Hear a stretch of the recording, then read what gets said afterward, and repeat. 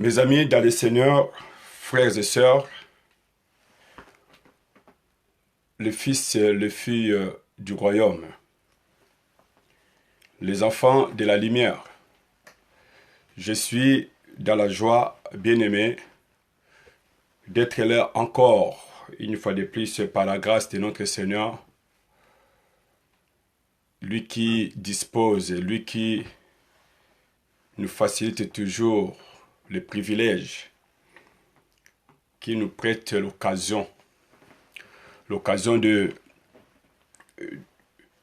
s'approcher devant sa présence aussi, bien-aimé, de l'écouter, de recevoir de lui. Vraiment, c'est un grand privilège pour tout et chacun de nous, les racheter. Je remercie Dieu pour ce temps, parce que la Bible dit, notre Dieu, il est le maître des temps et des circonstances. Les circonstances, c'est là, qui nous est donné. Les temps là, qui nous est donné. C'est vraiment la faveur, la miséricorde, la bonté, l'amour, la compassion divine de notre grand Dieu. Je suis content, moi, je suis dans l'allégresse, je suis dans la joie.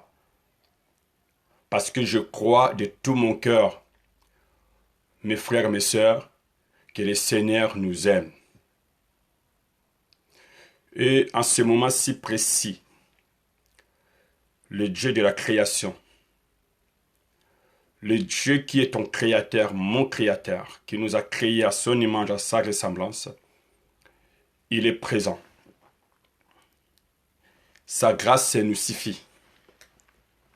Son Saint suprême esprit de vie, d'inspiration, de révélation, d'énergie, de puissance, d'autorité, de domination, l'esprit de restauration, l'esprit de renouvellement, l'esprit de changement, il est là. Il est au rendez-vous. Je prie à mon Dieu de bénir papa, maman, de bénir les serviteurs, les servantes, de bénir mes sœurs, mes frères, de bénir les enfants, de bénir les jeunes, de bénir les personnes âgées, de bénir quiconque qui Dieu va permettre de disposer, qui soit connecté en direct, bien-aimé, pour suivre, bien-aimé, ces messages, cet enseignement. Soyez bénis. Dieu de gloire, je te prie d'être présent. Je te prie, Seigneur, d'être au rendez-vous. Et je t'en remercie, Seigneur, pour ta présence. Je prie que tu sois du début, de la continuité, l'achèvement aussi, Père éternel. Sois l'alpha, Emmanuel et Oméga. Sois au contrôle, Seigneur. Sois vraiment au contrôle, mon Dieu, de temps que nous allons passer avec mes amis, avec les enfants du royaume. Seigneur, je prie que le Saint-Esprit soit à l'œuvre. Le Saint-Esprit nous révèle ta pensée. Le Saint-Esprit nous inspire, le Saint-Esprit nous transforme, le Saint-Esprit nous régénère, le Saint-Esprit nous bénisse et nous rapproche à toi. Seigneur, je te ramène et je te consacre le cœur, Seigneur, de vie de tout et chacun, chacune, Seigneur, de nous entre tes mains. J'ai pris que, Seigneur, tu sois au contrôle, au centre de toutes les choses, de tout mouvement, de tous les gestes, de toutes pensées, de tout raisonnement, de tout sentiment. Je prie que tu sois présent, Seigneur, et que tu bénisses, Seigneur, nos familles, nos foyers, et que tu nous accordes la grâce et la miséricorde de ta faveur. Tu te souviens de chacun de nos papas à cause de l'œuvre de la croix et à cause de l'alliance et de tes promesses que tu nous as faites. Au nom de Jésus-Christ, ainsi que je priais, je dis Amen. Bien, nous allons démarrer, bien-aimés dans le Seigneur.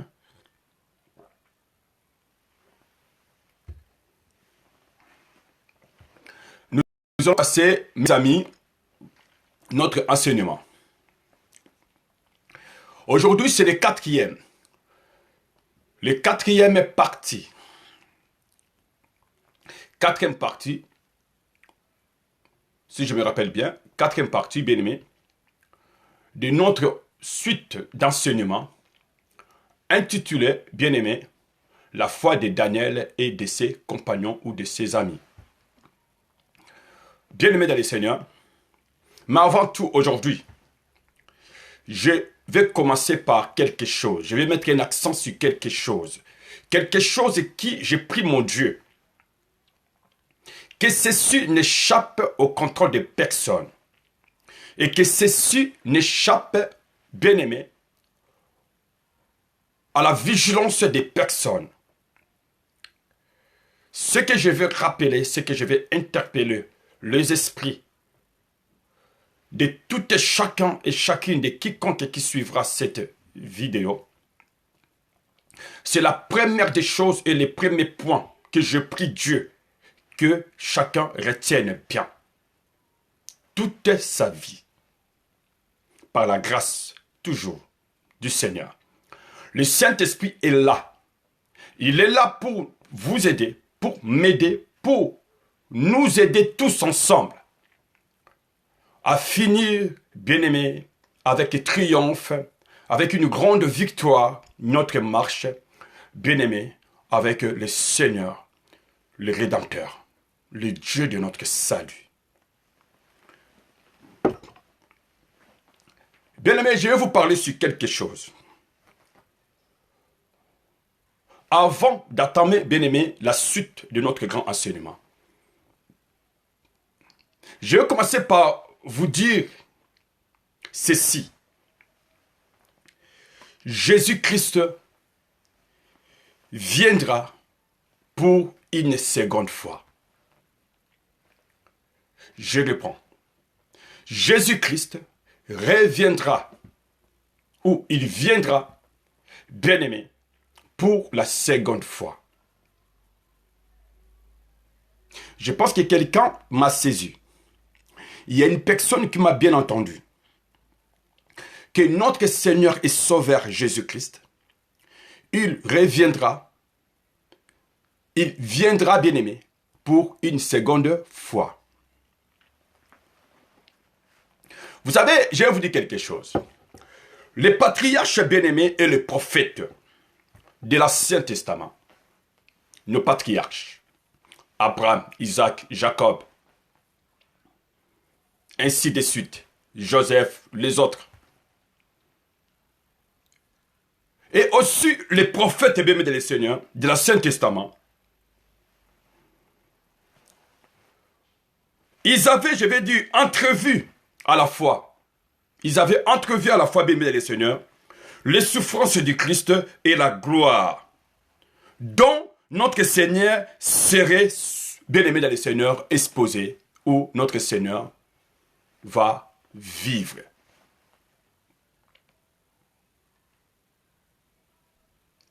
Bien-aimé, les souffrances de notre Seigneur Jésus-Christ et aussi, bien-aimé, la gloire qui serait, bien-aimé dans le Seigneur, suivie.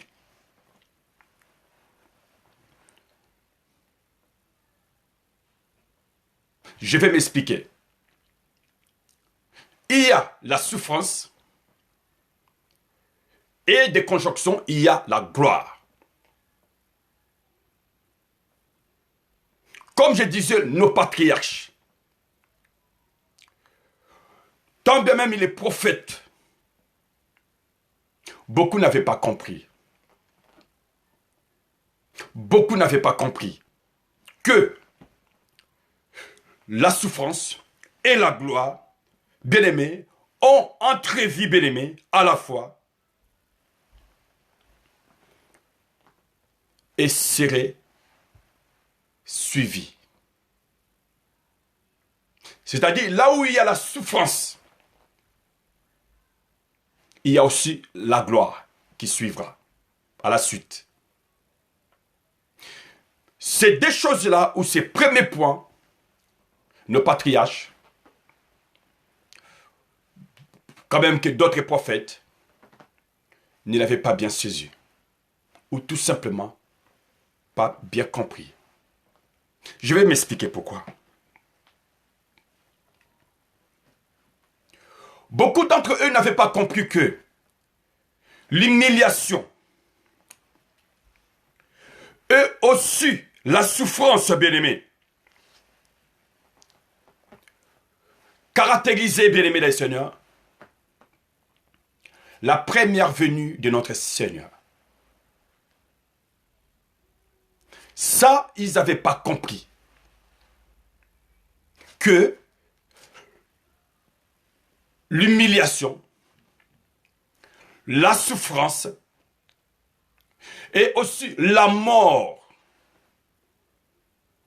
caractérisait, bien aimés les Seigneurs, sa première venue, c'est-à-dire la première venue de notre Seigneur comme étant le Messie, comme étant le Rédempteur. Dans sa première venue sur la terre pour vous sauver et me sauver, nous sauver, était caractérisé, bien-aimé, l'humiliation, la souffrance et troisième point, la mort. C'est ce que Christ, bien-aimé, avait vécu. C'est ce que Jésus-Christ, bien-aimé, avait vécu. Il a connu l'humiliation, pour toi, pour moi. Il a connu la souffrance, pour toi, pour moi. Même jusqu'au point de la mort, pour toi et pour moi. Et ceci était sur sa première venue. Si vous lisez les Écritures, lors de sa première venue, bien-aimé dans le Seigneur, vous allez constater et remarquer, trouver que il y a plus l'humiliation, il y a plus, bien-aimé, la souffrance, il y a plus la mort. Sur sa première venue, on n'a pas parlé, bien-aimé, de la puissance. On n'a pas parlé, bien-aimé, de règne. On n'a pas parlé, bien-aimé, de la gloire. On a plus, bien-aimé, dans le Seigneur, parlé. On nous a tous montré, on nous a tous enseigné, et on a tous vu la vie de notre Seigneur lors de sa première venue, bien-aimé, était suivie par l'humiliation, la souffrance et la mort. Alors, mes amis, qu'est-ce que cela veut dire? Mais tandis que, bien-aimé dans le Seigneur, dans sa seconde venue, bien-aimé, dans sa seconde venue, excusez-moi,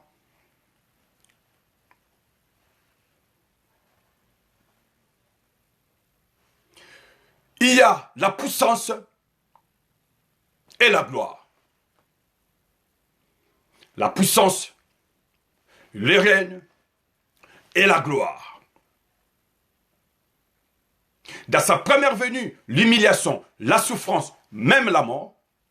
Et dans sa seconde venue, bien-aimé, il y a la puissance, il y a le règne, il y a la gloire. C'est que nos patriarches, beaucoup n'avaient pas compris. C'est que d'autres prophètes de l'Ancien Testament n'avaient pas compris. C'est que d'autres aussi, même dans le Nouveau Testament, n'avaient pas compris. Que dans la première venue de notre Seigneur, on l'appelait l'homme des douleurs, d'humiliation, des souffrances, même de la mort. Mais dans sa seconde venue, bien-aimé, ce sera une seconde venue de la gloire, de la puissance et des règnes éternels. Pourquoi je vous dis cela? Parce que je voulais juste mettre un accent sur la seconde venue de notre Seigneur. Que nous, l'Église, nous devons savoir que le Seigneur, notre Rédempteur, notre bien-aimé rançon, du rachat, nous attendons tous et nous espérons avec confiance, avec patience, mes amis, sa seconde venue. Mais si nous allons, bien-aimés dans le Seigneur, ignorer et ne pas comprendre, ne pas bien maîtriser, ne pas être convaincu et bien précis et nous positionner, je peux dire une position prophétique par rapport à l'œuvre accomplie par le Saint-Esprit quand chacun de nous avait reçu le Seigneur dans sa vie. Étant enfant, fils de Dieu. Mes amis, vous savez, la Bible dit, l'humilité précède la gloire.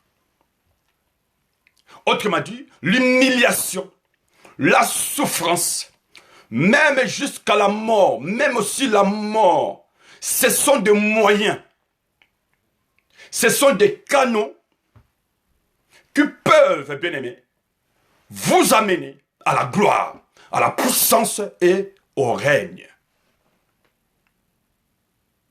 Autrement dit, mes amis, vous comme moi, l'Église, nous ne pouvons régner. Nous ne pouvons, bien aimés, être revêtus de la puissance ou devenir puissants ou puissantes, aussi glorieux ou glorieuses, mes amis, si la première venue de notre Seigneur, le message ou la mission de cette première venue n'avait pas, bien aimé, je vais dire, eu ses effets ou n'avait pas eu son accomplissement total dans nos vies. Si nous loupons, bien aimé, dans un sens prophétique, le message, bien aimé, le sens, bien aimé, de sa première venue, nous louperons également aussi l'attente, bien aimé, de sa seconde venue. Nous risquerons qu'un jour le Seigneur nous dise, éloignez-vous de moi, car je ne vous ai jamais connu. Vous savez, le Seigneur, à un moment donné, à Gethsémani, bien aimé, sur le mont, pardon, d'Olivier, il va prier, bien aimé, il va prier, jusqu'au point où la Bible dit que sa sueur se transformant en sang.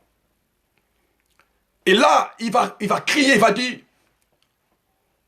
Père, si seulement cela peut vraiment être possible, de me retirer cette coupe, de m'éloigner loin de moi cette coupe. Quand Christ disait ces choses-là, ou prononçait cette parole-là, parce que c'est là qu'il s'est rendu compte que il a fallu que ces trois caractéristiques, il a fallu que ces trois étapes deviennent, bien aimé, une réalité, que ça s'accomplisse dans sa vie. Il devait, bien aimé, franchir ces trois lignes. Il devait, bien aimé, traverser ces trois étapes. Il devait goûter, bien aimé, dans le Seigneur, ces trois étapes. Et sortir, bien aimé, en vainqueur. Sortir, bien aimé, en triomphant, en grande victoire.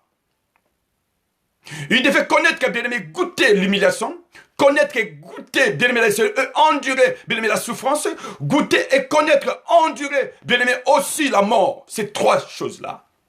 Et là, tellement c'était pas facile, il va dire à son père, si c'est seulement possible, éloigne-moi de cela. Oh. Et à la fin, il va dire, non pas ma volonté, mais que ta volonté soit faite. La Bible dit, tu aimeras la souffrance, mes amis, pour la gloire à venir. Il y a beaucoup parmi nous qui entendent la gloire, qui veulent le règne, ils veulent régner. D'autres aussi, bien-aimés dans le Seigneur, veulent l'élévation. Ils veulent, bien-aimés dans le Seigneur, la puissance. Mais ils sont loin, je dis bien loin d'imaginer que celui qui veut ou qui attend la souffrance, qui attend la gloire, le règne, la puissance, bien-aimé, l'élévation, la domination. Celui qui entend cela de son Dieu doit en premier lieu accepter l'humiliation. Accepter l'humiliation. Endurer l'humiliation. Et aussi surpasser, vaincre, changer son humiliation à la gloire. Changer son humiliation à l'honneur, à la dignité. Accepter la souffrance. Endurer la souffrance. Et vaincre, surmonter cette épreuve de la souffrance. Afin de passer, bien aimé, à cette seconde étape de quoi? De règne, de puissance et de la gloire. Accepter, endurer, bien-aimé dans le Seigneur, la mort. Afin, bien-aimé dans le Seigneur, par la puissance, pour connaître la puissance de la résurrection par le Saint-Esprit de Dieu. Il a connu la mort, jusqu'à la mort de la croix. Mais l'Esprit de Dieu l'a ressuscité, l'a ramené à la vie. La puissance du Saint-Esprit. Il a connu la puissance de la résurrection. Bien, mes amis dans le Seigneur, quand Israël est sorti de l'Égypte, il y avait un chemin. Il y avait des chemins. Il y en avait plusieurs. Peut-être des raccourcis. Mais Dieu va les conduire sur le chemin. Il va les amener sur le chemin des déserts. Désert, au fait, c'est quoi désert? Désert signifie l'humiliation. Désert signifie souffrance. Désert signifie la mort. Beaucoup, ils ont été humiliés. Beaucoup, bien-aimés les seigneurs, ils ont connu la souffrance. Et beaucoup, mes amis, cela a coûté leur vie, le désert. Le désert les a enterrés, le désert. Mais plus loin, il y avait une promesse. Canaan, la terre promise par Dieu. Le pays qui coulait du lait et du miel. La terre de la promesse. Mes amis. Mais avant tout, il a fallu accepter, endurer et changer, bien-aimé, l'humiliation, la souffrance, la mort, bien-aimé, à la puissance, au règne et à la gloire. C'est pour ça que la Bible dit, tu aimeras la souffrance pour la gloire à venir. Tu aimeras l'humiliation pour l'honneur à venir. Pour l'élévation à venir. Tu accepteras ce moment-là. Je suis venu m'adresser à quelqu'un avant que je parle de la foi de Daniel et de ses compagnons. La première venue de notre Seigneur est caractérisée par l'humiliation et la souffrance jusqu'à la mort. L'humiliation, la souffrance et la mort, trois choses. Bien-aimé, si tu veux voir expérimenter la main de Dieu et entrer dans l'accomplissement de votre destinée, entrer, bien-aimé, dans les pays des promesses, tu veux, bien-aimé, régner, tu veux voir le règne de Dieu, la gloire de Dieu, la puissance de Dieu, accepte l'humiliation, accepte la souffrance, accepte même la mort.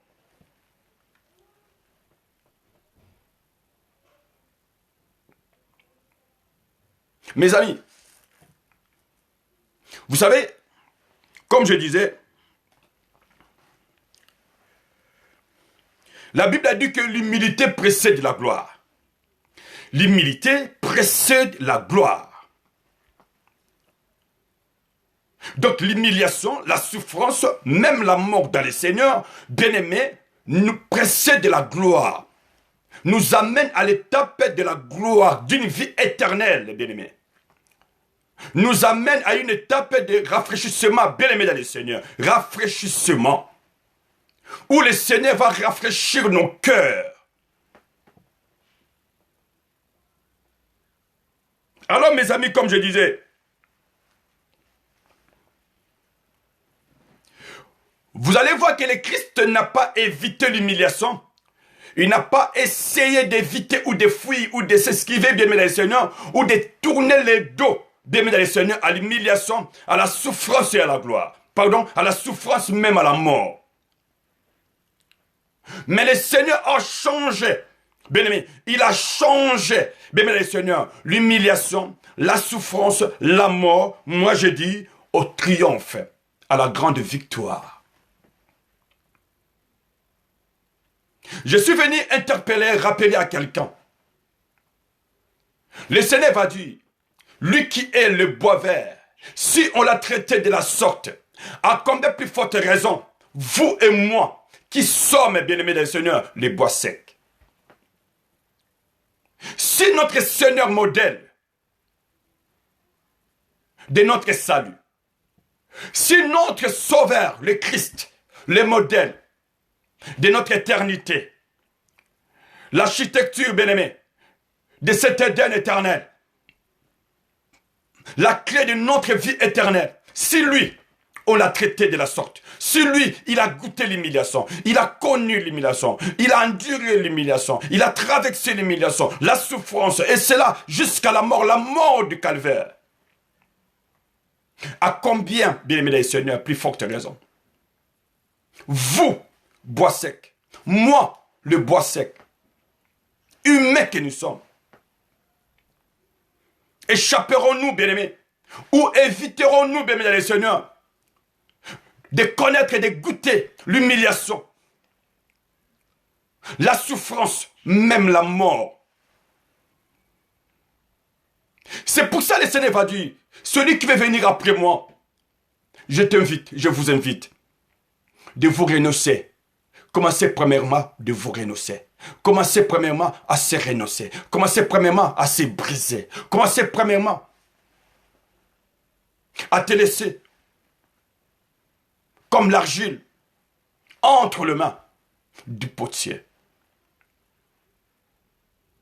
Et Christ va dire, après avoir se renoncé, que chacun se charge. Que chacun se charge, porte sa croix. Vous ne pouvez pas vous séparer, bien-aimés, de l'humiliation, la souffrance et la mort. La croix, c'est l'humiliation. La croix, bien-aimés, c'est la souffrance. La croix, bien-aimés, les seigneurs, c'est la mort. Lisez, bien-aimés, le patriarche. Lisez, bien-aimés, les prophètes.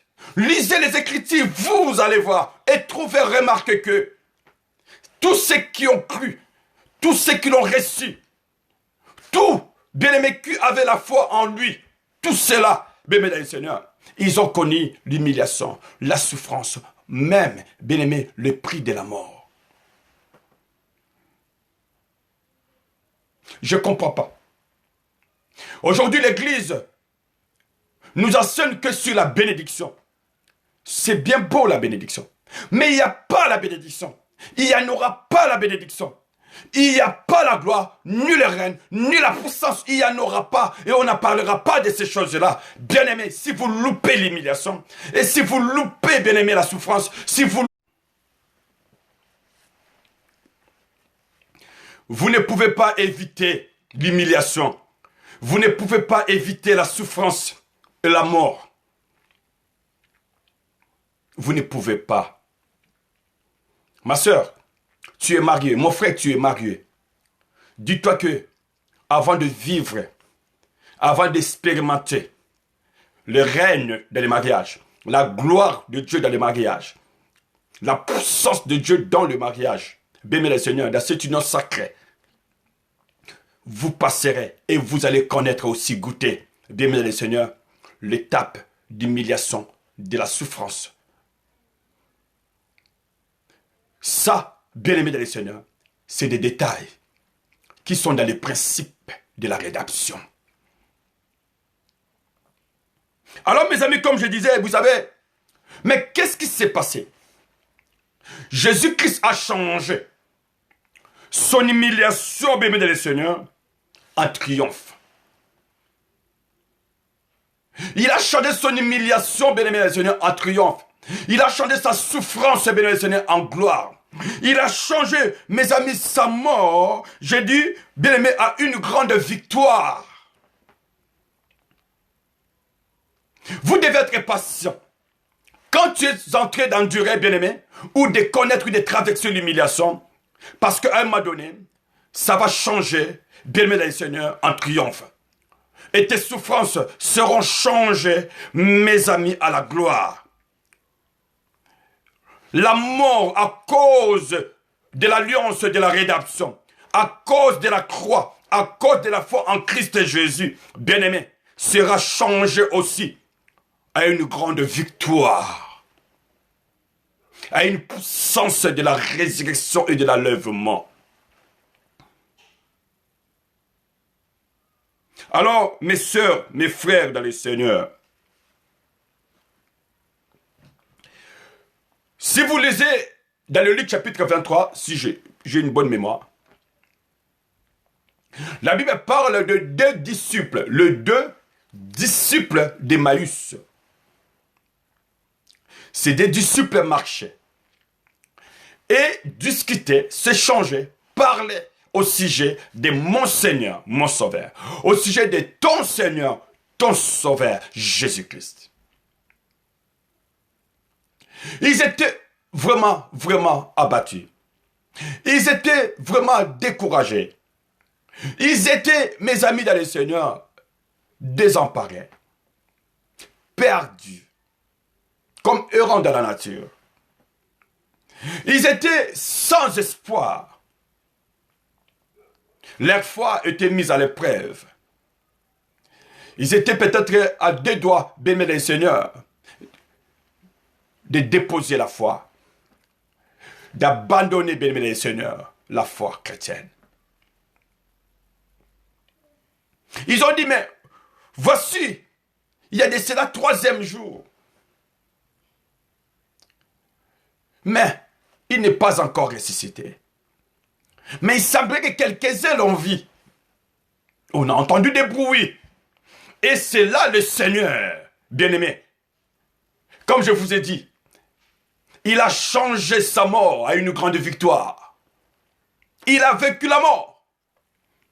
C'est le nom, bien-aimé, qui sauve. C'est le nom qui pardonne le péché. C'est le nom qui guérit. C'est le nom, bien-aimé, qui nous révèle le Père, qui nous conduit au Père. C'est le nom qui va nous amener au ciel pour nous faire entrer dans le pays des promesses. Le nom de Jésus-Christ. Voici Jésus-Christ, bien-aimé. Il va les joindre, bien-aimé, les seigneurs, et faire route ensemble avec eux, comme si lui aussi, il était un voyageur. Et au moment qu'ils étaient en train de marcher ensemble, d'avancer, et de parler, Jésus les a suivis et il a compris que ces deux disciples étaient perdus. Ils avaient besoin de l'assurance. Ils avaient besoin de quelqu'un pour les réconforter. Et le Seigneur va leur dire ceci. Il va leur dire, ne fallait-il pas que le Christ souffrit ces choses et qu'il entra dans sa gloire? Je réponds. Jésus dit, ne fallait-il pas que le Christ souffrit, alléluia, ces choses, et qu'il entra dans sa gloire? Ne fallait-il pas que le Christ souffrit ces choses? Bien-aimé, je veux que tu répètes, bien-aimé, avec moi cette phrase. Ne savais-tu pas, bien-aimé le Seigneur, ne fallait-il pas, ne faut-il pas que toi, ma sœur, tu souffres ces choses-là? Que tu souffres de ces choses-là? Ne fallait-il pas que toi, tu ailles à l'hôpital, qu'on te déclare mort? Ne fallait-il pas que tout le monde t'abandonne, te rejette? Ne fallait-il pas qu'on te traite, bien-aimé, de tous les noms, qu'on t'insulte et qu'on t'injure? Ne fallait-il pas qu'on se moque de toi, stérile, célibataire? Ne fallait-il pas qu'on se moque de toi, de tout genre de noms ou de titres, de moqueries? Ne fallait-il pas que tu souffres de ces choses-là? Ne fallait-il pas? Ne fallait-il pas que jusqu'aujourd'hui que tu te maries pas? Ne fallait-il pas que jusqu'aujourd'hui, malgré ton mariage, que l'enfant ne vienne pas? Ne fallait-il pas que jusqu'aujourd'hui, ta situation n'évolue pas, ne change pas? Ne fallait-il pas jusqu'aujourd'hui, la situation reste la même? Ne fallait-il donc pas que le Christ souffrit de ces choses? Ne fallait-il pas que je souffre dans cette pauvreté? Ne fallait-il pas que je souffre dans cette maison? Ne fallait-il pas que je souffre dans ce travail? Ne fallait-il pas que je souffre dans mes finances? Il fallait-il pas que je souffre dans ma vie, même sociale, même alimentaire, de nutrition? Il fallait-il pas que je souffre? Il fallait-il pas que je souffre dans cette maladie? Que je souffre de cette maladie? Il fallait-il pas que je souffre? Bien aimé, il fallait-il pas? Il fallait-il pas? Il fallait-il pas? Il fallait-il pas? Il fallait-il pas? Vous savez, le monde dit, fais semblant de mourir.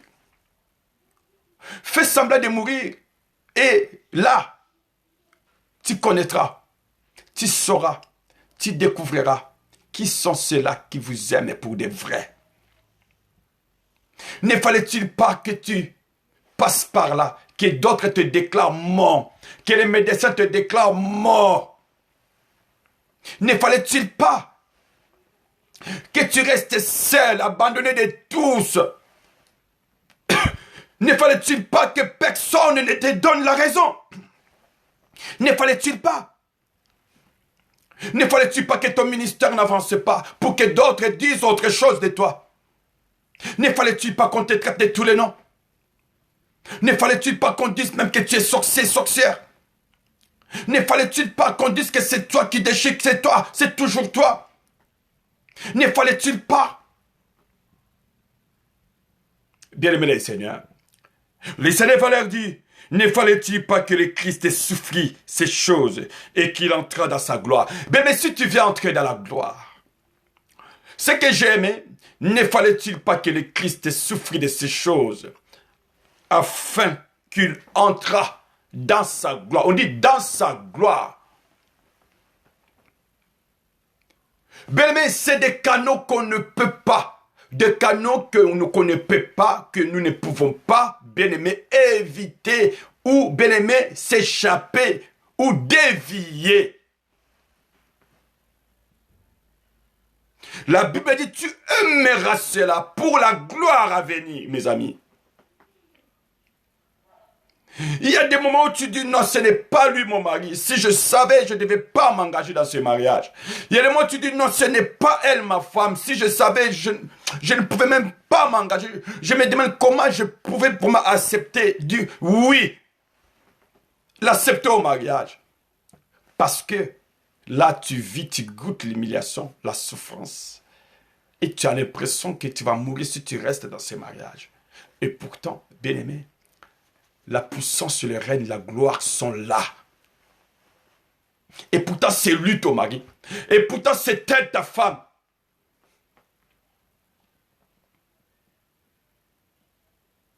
Des fois, tu dis, est-ce que cette boîte, est-ce que cette entreprise que je viens de lancer, est-ce que ça va vraiment évoluer? Parce que tu as l'impression que ça a duré longtemps. Ça promet pas, ça promet rien. Ne fallait-il pas que tu entendes longtemps, jusqu'au point, bien-aimé, a commencé à désespérer? Mes amis, vous ne pouvez pas entrer dans ta gloire. Vous ne pouvez pas entrer dans la puissance. Vous ne pouvez pas entrer dans l'élévation et dans le règne de Dieu. Vous ne pouvez pas entrer, bien-aimé, dans l'accomplissement de tes promesses si tu ne souffres pas de ces choses. Tu dois souffrir de ces choses.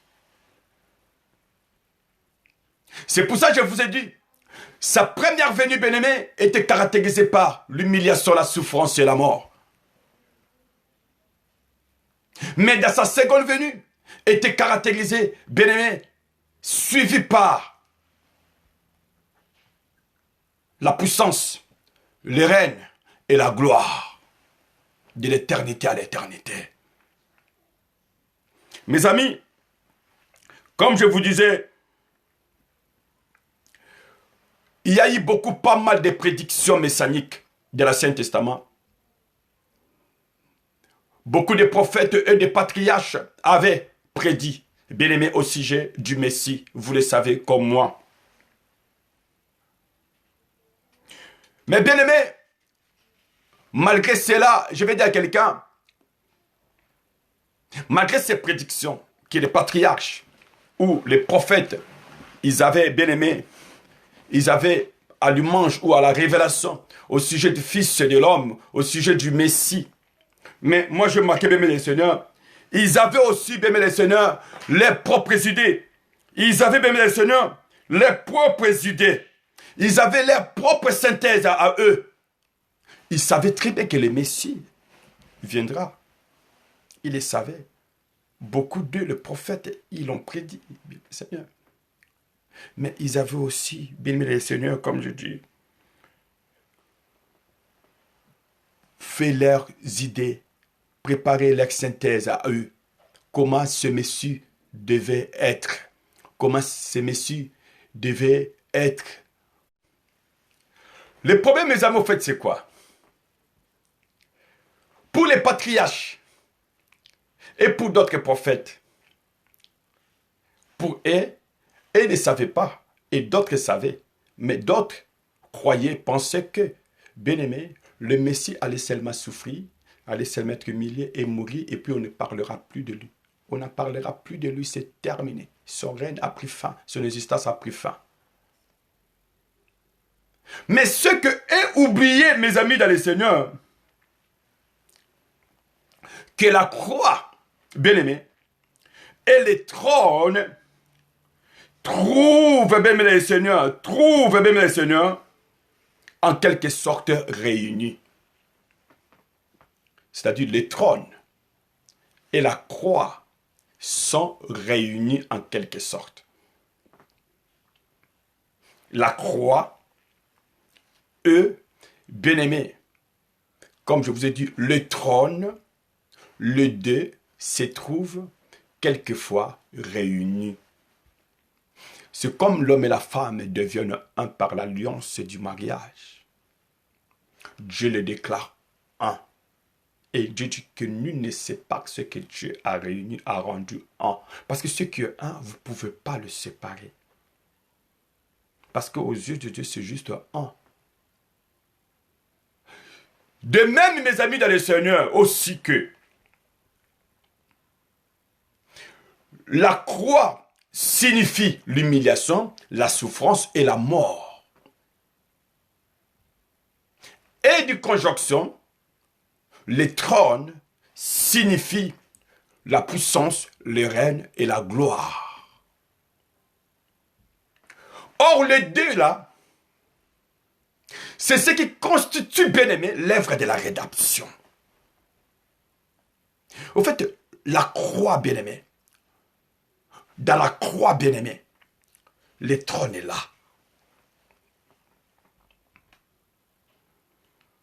Dans l'intérieur de la croix, bien aimé, le trône est là.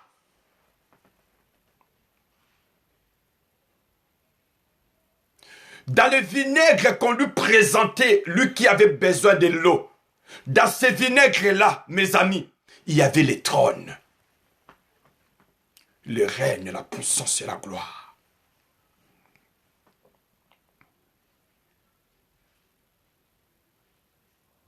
Dans l'humiliation et dans ces souffrances, bien-aimés, dans ces peines, dans ces douleurs, bien-aimés, les trônes n'étaient pas loin, étaient juste là, étaient réunis. Mais chacun devait entendre son moment. C'est pareil la translation et la rotation. C'est pareil, bien-aimé dans le Seigneur, quand le soleil se retire pour se coucher et laisser la place à la lune. Chacun, bien-aimé, est réglé. Dieu les a réglés comme ça. Et chacun respecte le temps qui lui est arrêté. Alors, mes amis dans le Seigneur, si tu vis, au moment où je parle, que tu vis l'humiliation, tu vis l'humiliation de toutes sortes et de tous niveaux. L'humiliation de vinaigre, bien-aimé. La souffrance, bien-aimé, du sang. Ce qui reste, bien-aimé, c'est la mort. Peut-être que physiquement, tu es déjà mort parce que tu n'as plus envie de rester en vie. Ça signifie pas grand-chose pour toi d'être en vie. Pour toi, plutôt mourir est désirable, mieux que de rester en vie. Suite, bien-aimé, aux épreuves, suite aux situations, suite aux afflictions, suite aux humiliations, aux souffrances, aux douleurs, suite à toutes ces couleurs, bien-aimé, des situations que tu vis. Mais je suis venu te dire quelque chose. Je suis venu te confirmer. Je suis venu, bien-aimé, te réconforter. Te donner un message, mon ami, ma soeur, mon frère. Là où il y a la croix, à l'intérieur de la croix, il y a les trônes. Alors ne lâchez pas. Alors n'abandonne pas. Le Seigneur avait dit, oh Père, non pas ma volonté, mais ta volonté soit faite. Je suis venu dire à quelqu'un, implore la volonté de Dieu. Ne me dis pas, implore la volonté de Dieu. Seigneur, que ta volonté soit faite. Papa, que ta volonté soit faite. Mon sauveur, que ta volonté soit faite. Que la volonté de Dieu soit faite, mes amis. Toutes les choses, la Bible déclare, concourent au bien de ceux qui aiment Dieu. Toutes les choses, bien-aimés du Seigneur, est agréable et favorable pour ceux qui aiment Dieu. La femme de Job, elle va dire à Job, insulte Dieu et que tu meurs. Qu'il te tue, que tu meurs, parce qu'on ne peut pas l'insulter. Quand on refuse, bien-aimé, de connaître et de goûter, bien-aimé, de traverser, de porter l'humiliation, la souffrance même au prix de la mort, bien-aimé, ne vous entendez pas du trône. Le trône ne se manifestera pas. Le trône ne fera pas son entrée. Le trône ne fera pas son entrée. Le trône, c'est la promotion. Le trône, c'est l'élévation. Le trône, c'est le miracle, la puissance de Dieu. Il y a un temps pour tout, ma soeur, mon frère. Il y a un temps pour tout, mes amis. Il y a un temps pour tout. Oh, peuple de Dieu. Vous savez, je vais vous dire quelque chose. Les Juifs bien-aimés, les scribes et les pharisiens, les sadducéens, le grand prêtre de l'époque du Christ, de notre Messie. Alors moi je dis, bien aimé Seigneur, si à moi, bien aimé Seigneur, ils ignoraient, bien aimé, que c'était lui le Seigneur de gloire. Vous savez pourquoi? Ils ignoraient, bien aimé Seigneur, que c'était lui le Seigneur de notre salut. C'est pour cela qu'ils l'ont crucifié. Ils l'ont déclaré à mort. La Bible dit, si ils eussent connu, si ils eussent connu que c'était lui le Fils, c'était lui le Seigneur de gloire, ils n'auraient pas dû le crucifier et le tuer. Si bien aimé, ignorant. Pourquoi? Parce qu'ils avaient leur synthèse, ils avaient leurs idées, ils avaient leur philosophie, leur raisonnement. Je vous avais dit, la prophétie, la révélation, bien aimé, la parole de Dieu ne se réfléchit pas. Tu ne peux pas faire la synthèse à la parole de Dieu. Tu ne peux pas, bien-aimé Seigneur, tirer votre conclusion dans la parole de Dieu. Tu ne peux pas, tu ne pourras pas, bien-aimé Seigneur, raisonner, bien-aimé, à la parole de Dieu, raisonner à ta manière à toi, philosophier la parole de Dieu. Non, ça ne se passe pas comme ça. Tu passeras à côté. Le langage de Dieu, c'est le Saint-Esprit peut te révéler. Mes amis, vous allez voir ceci, vous allez voir que la Bible dit,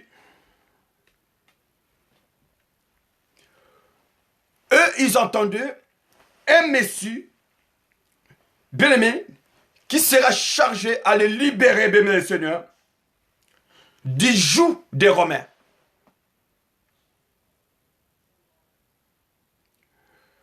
Et ils entendaient un Messie comme ça, selon leur synthèse, selon leurs idées, selon leur raisonnement, leur philosophie. Bien-aimé, c'était ça. Un Messie qui sera un roi et qui va être puissant, qui ne va pas souffrir, qui ne va pas être humilié, qui ne va pas mourir, qui va avoir son armée, bien-aimé Seigneur, qui va être un guerrier dans le but, bien-aimé, de le libérer entre les mains des Romains. Non seulement ça, bien-aimé Seigneur, un messie, un roi, qui va aussi les assurer, bien-aimé Seigneur, un avenir temporel, comme je veux dire, glorieux. C'était ça. C'était celui-là, bien-aimé. Le Messie, le roi des Juifs que eux, ils attendaient. Alors, mes amis,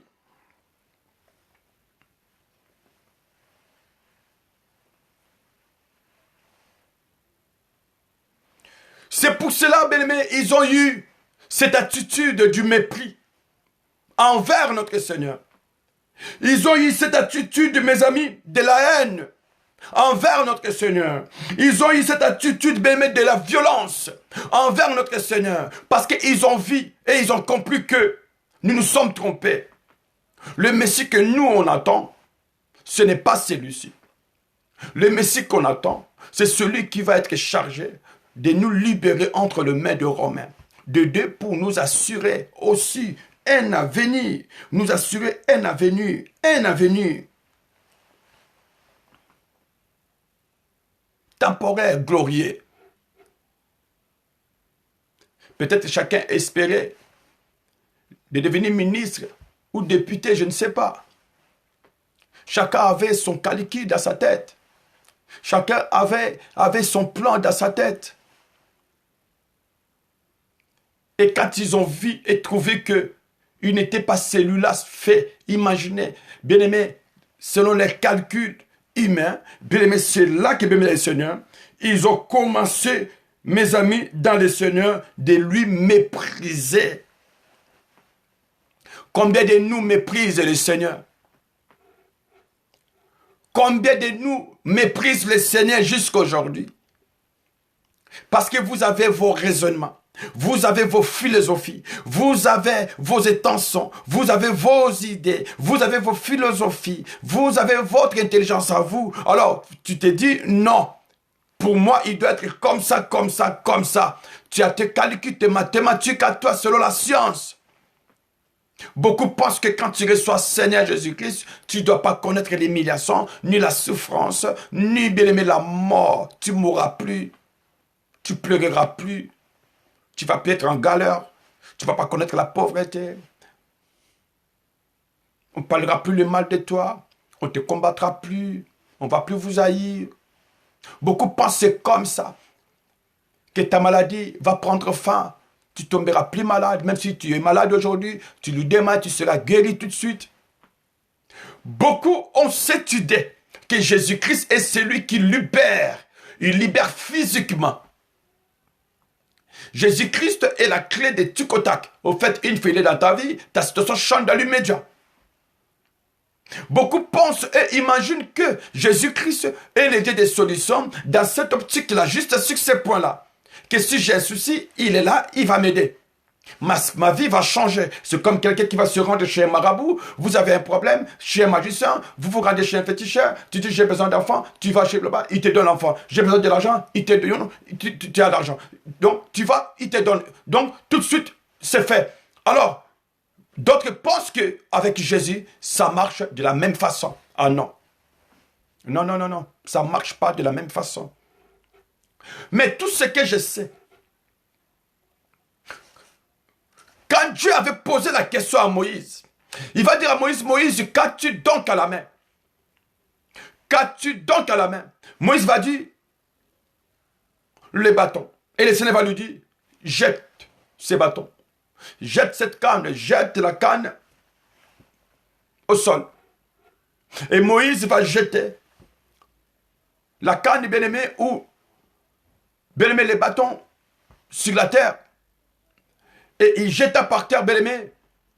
Au même moment, la canne de Moïse ou le bâton de Moïse se transformant, devenant un serpent. Mais plus loin vous allez voir, plus tard vous allez remarquer que devant Pharaon, quand Moïse a montré ses signes, en jetant son bâton, sa canne par terre ou au sol, bien aimé, et se transforma en serpent. Pharaon a imité. Pharaon a fait pareil. Ces magiciens, ces sorciers ont fait de la même façon. Ils ont copié le miracle, bien aimé. Combien de miracles aujourd'hui sont faux, sont copiés? Vous pouvez beau vous rendre chez un marabout, chez un occultiste. Vous pouvez beau vous rendre, bien aimé, chez un féticheur. Demandez ce que vous croyez que Dieu n'est pas capable de te le donner. Mais n'oublie pas, il est le maître de temps et des circonstances, notre Dieu. Il fait toutes choses à son temps, bien aimé dans le Seigneur. Mais Marie a dit aux disciples, parce que le Seigneur a donné l'ordre, remplissez ce jarre d'eau. Dans la fête des noces de Cana, Jean chapitre 2.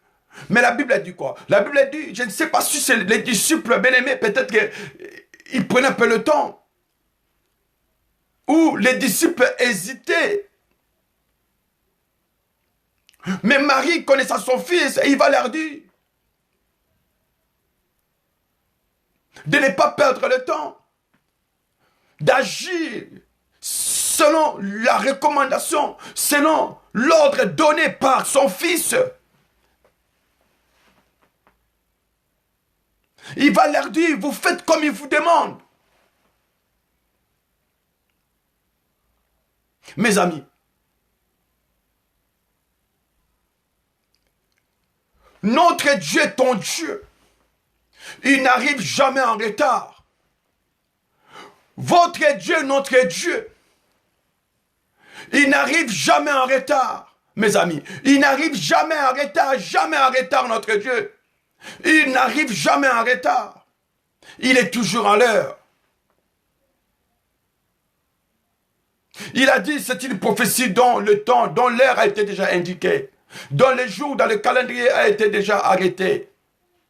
Mais si vous remarquez que ça prend du temps, il va dire quoi? Habakkuk dit, apprends à entendre, attends-là. Quoi importe le temps, des heures ou des jours, des mois, des semaines, apprenez à entendre. Dieu demande à chacun de nous la patience. Lors de l'humiliation, lors de la souffrance, lors même de la mort, bien-aimé, parce que les médecins t'ont dit, bien-aimé, apprends à patienter avec Dieu. Job a dit, je sais que mon Rédempteur, il est vivant, et il se lèvera le dernier. Il se lèvera le dernier. Je veux dire à quelqu'un, Dieu va se lever par rapport à ta situation. Ayez confiance et sois patient, bien-aimé dans le Seigneur. Alors, mes amis, comme je vous disais, vous savez,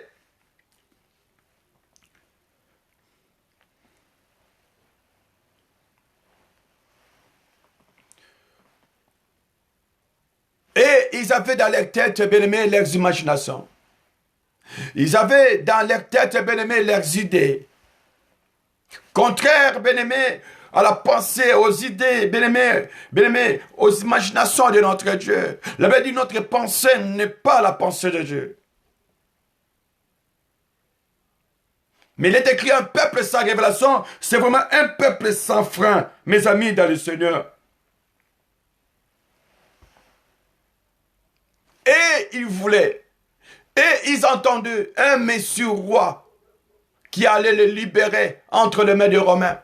Un monsieur, bien aimé Seigneur, non seulement qui allait le libérer entre les mains des Romains, entre les mains des Romains, entre les joues du Romain, mais aussi, bien aimé, un monsieur qui allait, bien aimé, les assurer un avenir temporel, bien aimé, glorieux, pour leur donner un avenir temporel glorieux. Peut-être que chacun entendrait, bien aimé, des promotions. Chacun espérait, bien-aimé, à devenir peut-être ministre, je ne sais pas. Bien-aimé, d'autres, bien-aimés, les seigneurs, étaient déterminés. Ils espéraient que les choses vont changer selon leurs calculs, selon leurs imaginations. Mais, mes amis, comme je suis en train de vous dire, les écrivains, bien-aimés, du Nouveau Testament, et au moins, bien-aimés, les seigneurs, ont su faire, bien-aimés, la distinction. Ils ont su faire, bien-aimés les seigneurs, la distinction. Au fait, c'est quoi? Ils étaient placés, bien-aimés, pour prévenir, pour pouvoir, bien-aimés, la faire en qualité de témoin de la manière venue du Sauveur, de ses souffrances et de sa mort. Donc, dans le Nouveau Testament, nous avons vu la lumière. Il n'y a plus de suspense, bien-aimé. Il n'y a plus de flou. Tout est, bien-aimé, bien expliqué et tout est bien révélé, bien démontré. Le Nouveau Testament nous a parlé de ses souffrances, de son humiliation, même de sa mort. Tout est clair. Alors, mes amis,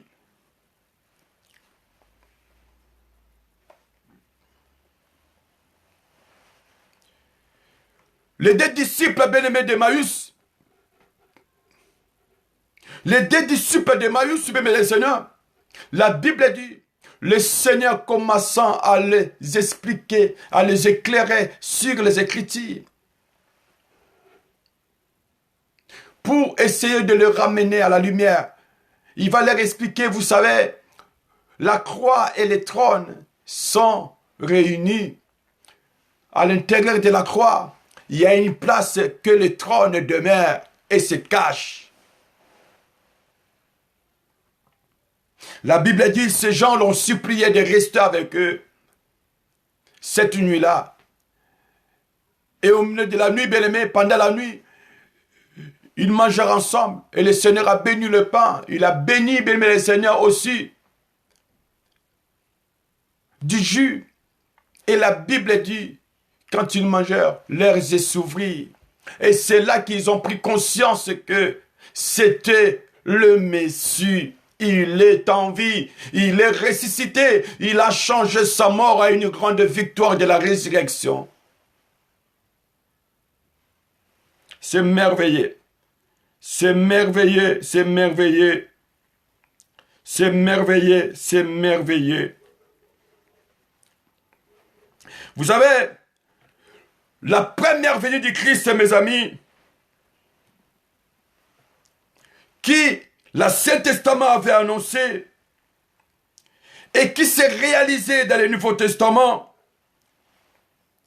Et les seconds impliqués, bien-aimés, dans le Saint-Testament est prédit de bien, bien-aimés, de manière, bien-aimés, souvent fois dans le Nouveau Testament.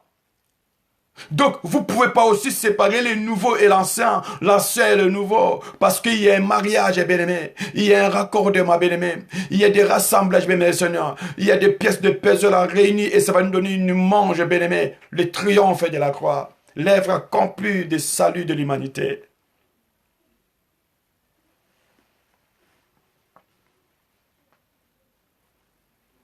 Bien-aimé, vous ne pouvez pas ignorer la seconde, bien-aimé, venue du Christ. Vous ne pouvez pas ignorer la seconde venue du Christ, bien-aimé le Seigneur, qui est la première. Le deux, vous ne pouvez pas ignorer. Si la première, bien-aimé le Seigneur, on a connu l'humiliation, la souffrance et la gloire, alors dans la seconde venue, bien-aimé le Seigneur, bien-aimé, ce qui est prévu, ce qui est caché, ce qui est en entente, bien-aimé, c'est le règne, la puissance et la gloire. Alors, je marquais, je disais, vous savez, il y a plus de 2000 passages, bien-aimés, qui nous parlent directement de ces choses-là. Plus de 2000 passages.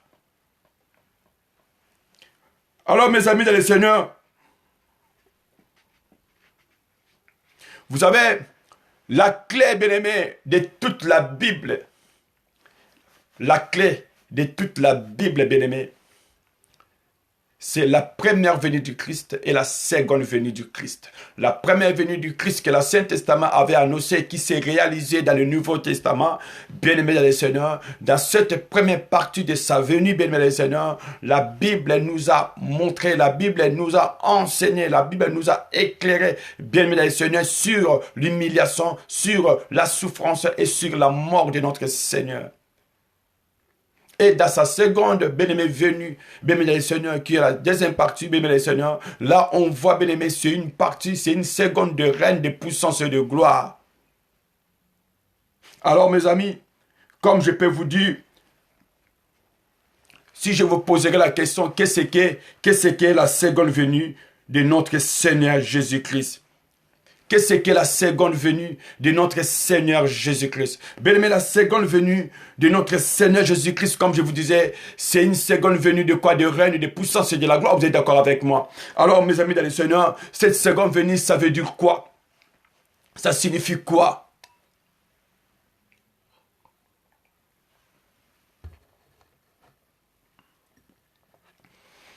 La seconde venue de notre Seigneur signifie ou veut dire tout simplement, bien-aimé, le rétablissement de toutes choses par le retour du roi de rois. Voilà, bien-aimé, la définition de la seconde venue de notre Seigneur. La seconde venue de notre Seigneur signifie ou veut dire le rétablissement de toutes choses.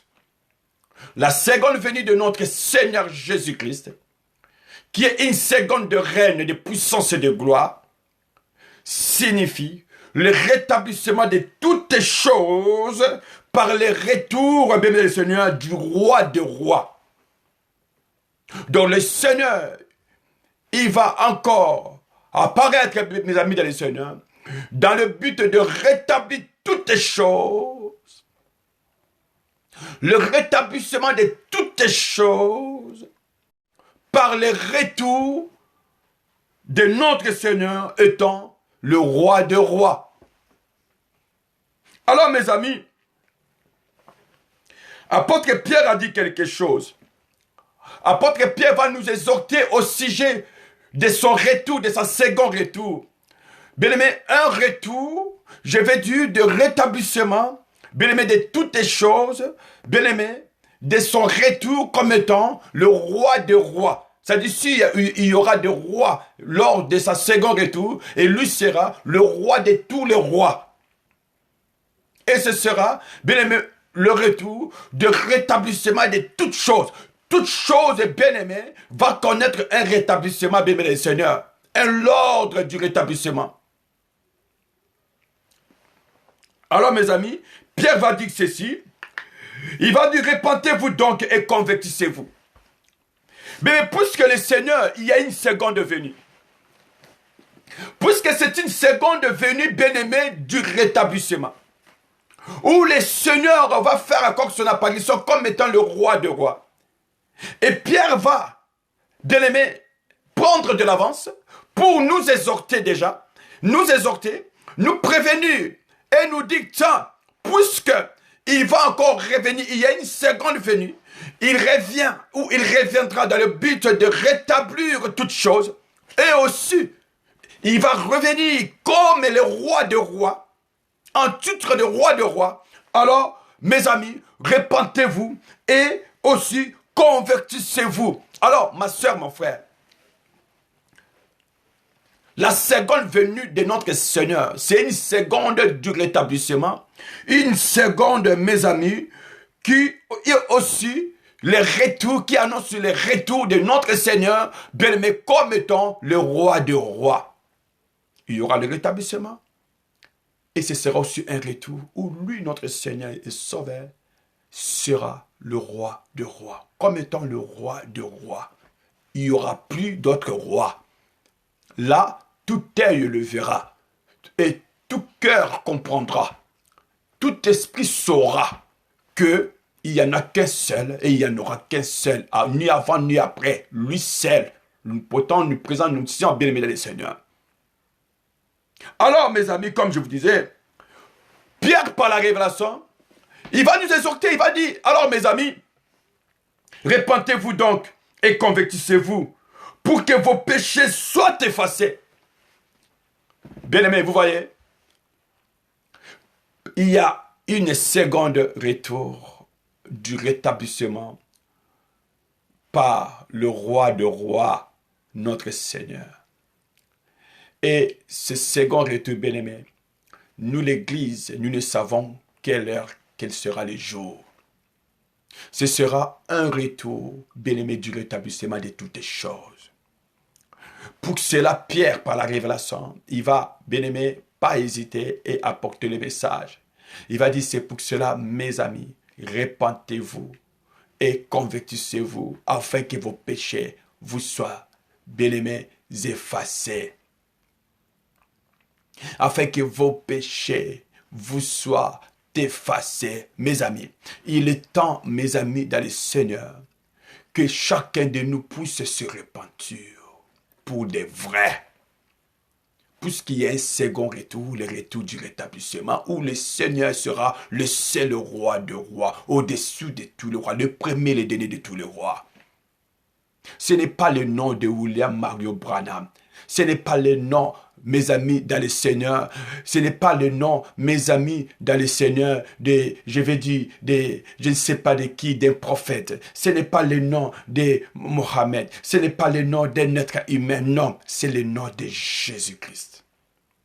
Il n'y a pas un autre Dieu. Il n'y a pas un autre Dieu et il n'y en aura pas d'autres noms, mes amis, dans le Seigneur. Il n'y en aura pas d'autres noms, mes amis, dans le Seigneur. C'est le nom de Jésus-Christ.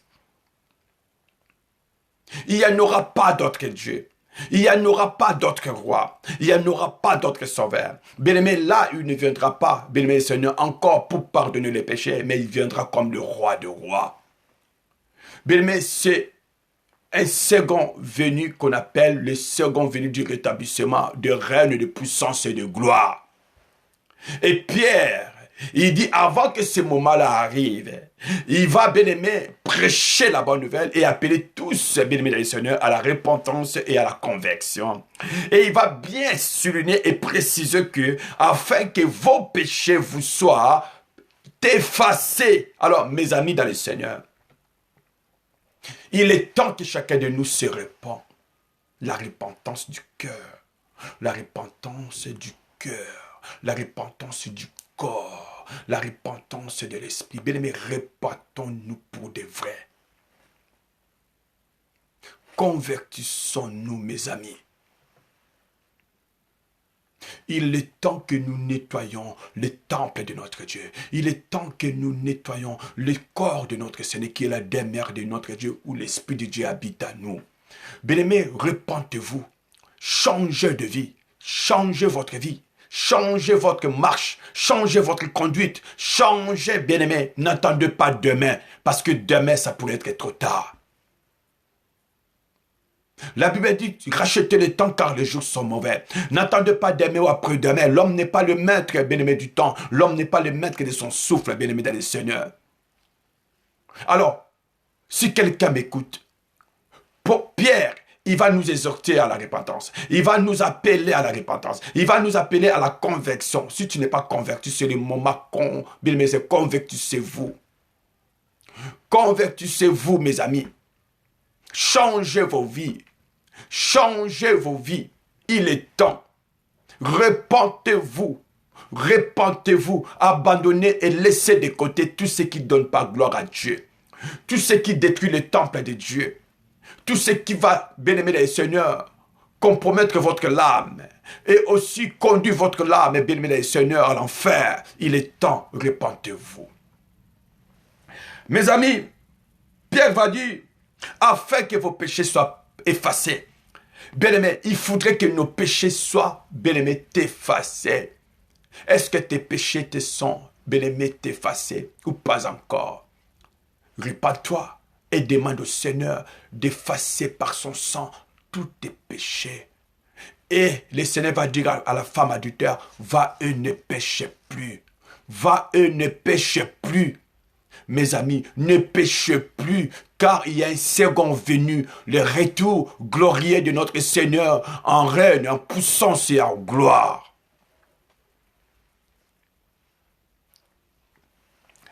Pierre va dire, repentez-vous, convertissez-vous, afin que vos péchés vous soient effacés, car afin que des temps, des rafraîchissements viennent de la part du Seigneur. Les temps du rafraîchissement.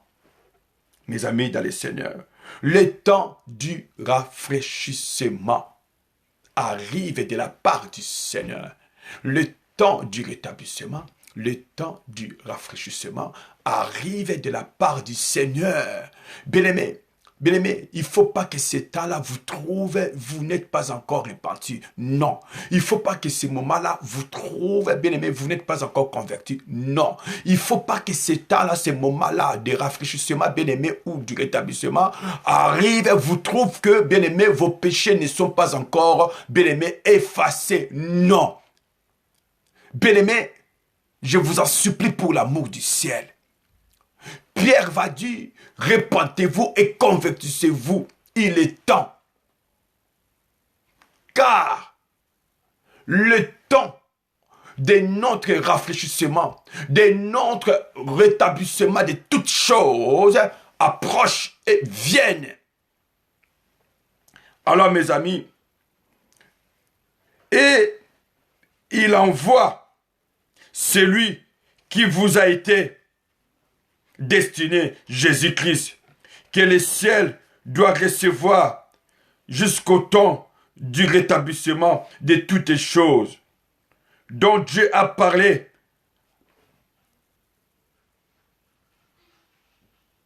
anciennement par la bouche de ses saints prophètes. Mais vous vous rendez compte? Dieu avait parlé anciennement par la bouche de ses prophètes. Au début, je vous disais quoi? Je vous disais que les patriarches et les prophètes, ils avaient prédit. Ils ont parlé même de son retour. Ils ont parlé de sa second retour, bien-aimé. Ils ont parlé, bien-aimé, de sa première venue et de sa second retour. Bien-aimé, les patriarches, les prophètes l'ont prédit, l'ont dit, l'ont prophétisé anciennement, mes amis. Et là, c'est Pierre qui le répète, qui le redit encore dans le Nouveau Testament. Alors, mes amis, comme je vous disais, le retour de notre Seigneur,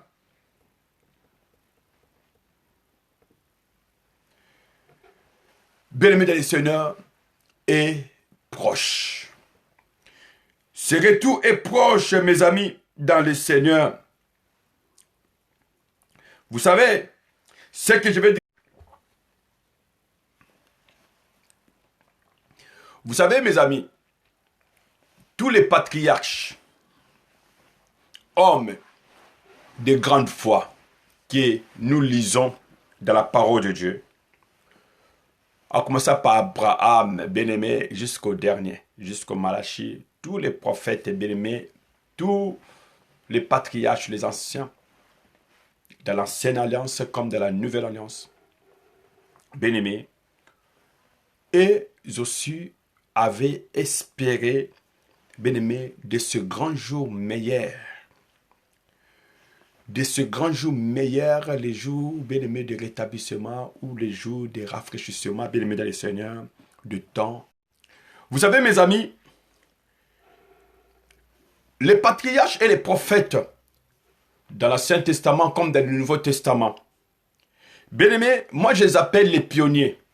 Les pionniers, bien-aimés dans le Seigneur, de ces royaumes futurs, que le Christ va inaugurer, bien-aimés dans le Seigneur, dans sa seconde venue, bien-aimés dans le Seigneur.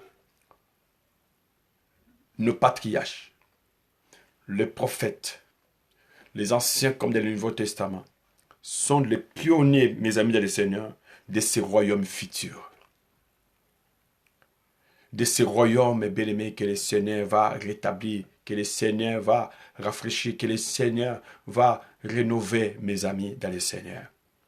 Nos patriarches et le prophète, bien-aimés, aussi bien, bien-aimés, tous ceux-là qui ont vécu avec le Seigneur dans le Nouveau Testament, bien-aimés, ils sont les pionniers. Les pionniers, bien-aimés dans le Seigneur, les pionniers de quoi, vous allez me dire, les pionniers, moi je dis, ils sont les pionniers de ce royaume futur. Parce qu'eux aussi, ils croyaient, bien-aimés, à ce royaume futur. Et aussi, ils croyaient, bien-aimés, à ce royaume futur. Ils croyaient, c'est sûr et certain. Ils croyaient, c'est sûr et certain, à ce royaume futur que le Seigneur, bien-aimé dans le Seigneur, allait inaugurer, bien-aimé, lors de sa seconde venue. Bien-aimé, ce sera une seconde venue, bien-aimé, de quoi? D'inauguration. Le Seigneur va inaugurer, bien-aimé, un royaume. Après le rétablissement de toutes les choses, il y aura l'inauguration. Et tous les pionniers, les patriarches, les anciens, les prophètes, bien-aimés les seigneurs, tous, bien-aimés les seigneurs, ils étaient des pionniers. Les pionniers, bien-aimés, comme je vous disais, de ce grand royaume, bien-aimés les seigneurs, du futur. Je suis venu dire à quelqu'un, il y a un royaume du futur. Parce que même Abraham espérait à cela. Bien-aimé les seigneurs. Même Isaac espérait à cela. Bien-aimé les seigneurs. Le patriarche Jacob espérait à cela. Mes amis, tous ces prophètes de l'Ancien Testament espéraient à cela. Joseph, les autres espéraient à cela, bien-aimé les seigneurs. Le roi David espérait à cela. Job espérait à cela. Il n'y en a pas un, bien-aimé les seigneurs, qui n'avait pas prédit, bien-aimé, la seconde venue du Seigneur. Bien-aimé, ils ont tous prédit sa seconde venue. Vous devez me croire. Croyez aussi à la parole, parce que la parole de Dieu l'a dit. Croyez à ce que la parole de Dieu dit, parce que ce que je vous dis, ça vient de la parole de Dieu. Alors, mes amis, vous savez,